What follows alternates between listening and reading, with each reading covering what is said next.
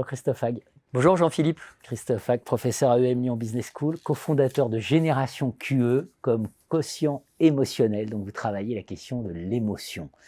Et c'est un sujet absolument majeur et qui va être de plus en plus au cœur de l'actualité avec les questions notamment liées aux IA génératives. C'est dans toutes les têtes. Le pouvoir de la surprise, même mauvaise, édition Albin Michel, qui fait suite à la contagion émotionnelle. Alors, qu'est-ce que c'est que cette contagion émotionnelle qui, si j'ai bien compris, agit potentiellement en 21 millisecondes? Oui, c'est ça. Donc c'est très rapide. C'est moins de temps qu'il faut pour cligner de l'œil.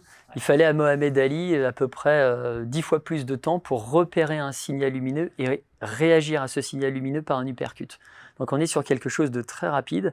Et en gros, la contagion émotionnelle, c'est le transfert d'une émotion d'un individu A à un individu B ou à un groupe d'individus, qui se fait soit par mimétisme, soit par comparaison sociale.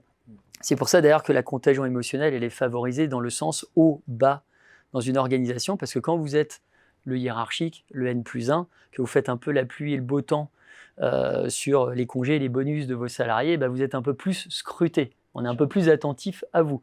Donc on capture plus facilement les émotions publiques qui se dégagent de vous.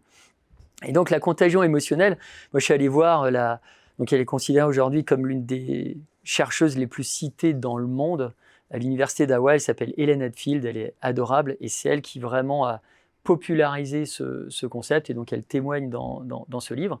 Et effectivement, il faut très très peu de temps pour que ça processe en fait tout ça.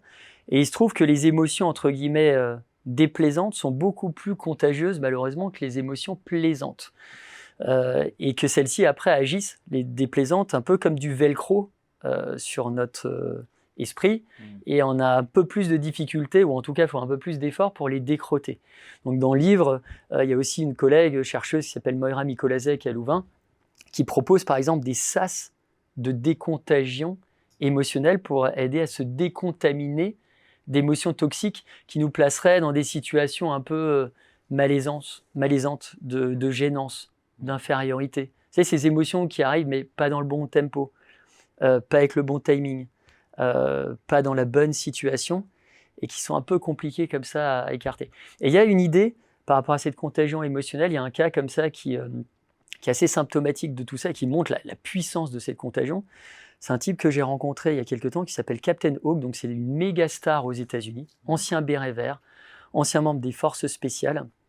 Et Captain Hawk, il se retrouve un jour dans une situation particulière, donc c'est un groupe commando, ils doivent aller repérer un camp de base, territoire ennemi.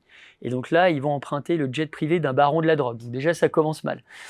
Un bimoteur, et il se trouve qu'à un moment, pendant leur traversée de nuit de ce territoire ennemi, il y a une panne sur un des deux moteurs. Donc là, le pilote chevronné sait faire, sauf que quelques secondes plus tard, deuxième panne moteur. Et là, ils ont beau être surentraînés, là, c'est panique room. Là, la contagion émotionnelle, la contagion de la peur, elle opère très rapidement. Ils sont quasi paralysés. Et comment Captain Hawk va solutionner ce problème, cette contagion qui finalement les amène peut-être à la mort? Eh bien, il va pratiquer l'autodérision. Il va se mettre à se moquer d'eux-mêmes. Et les gars, imaginez, alors il y a quand même la crème de la crème des forces spéciales américaines, il y a les membres des SEALs, etc. Imaginez les gros titres dans la presse le jour d'après, la crème de la crème des forces spéciales américaines s'est crachée à l'intérieur d'un jet privé d'un baron de la drogue, on est tous morts dans un nuage de cocaïne, bon bref, honte absolue sur notre pierre tombale. Et en pratiquant cette autodérision, quelque part, ça les a libérés psychiquement, ça a activé des zones du cerveau qui permettent justement à un moment critique de générer, de produire plein d'idées créatives et adaptatives.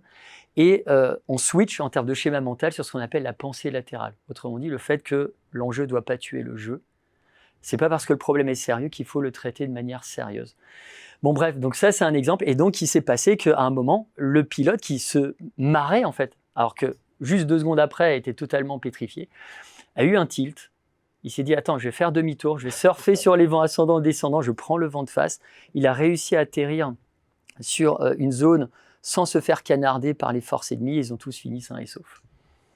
La contagion émotionnelle, voilà, si vous voulez aussi réfléchir pour ne pas devenir, comment gérer l'enflure toxique. Oui. L'enflure toxique. Pouvoir de la surprise, même mauvaise, la contagion émotionnelle, ça vient de sortir en poche. Merci à vous. Christophe. Merci.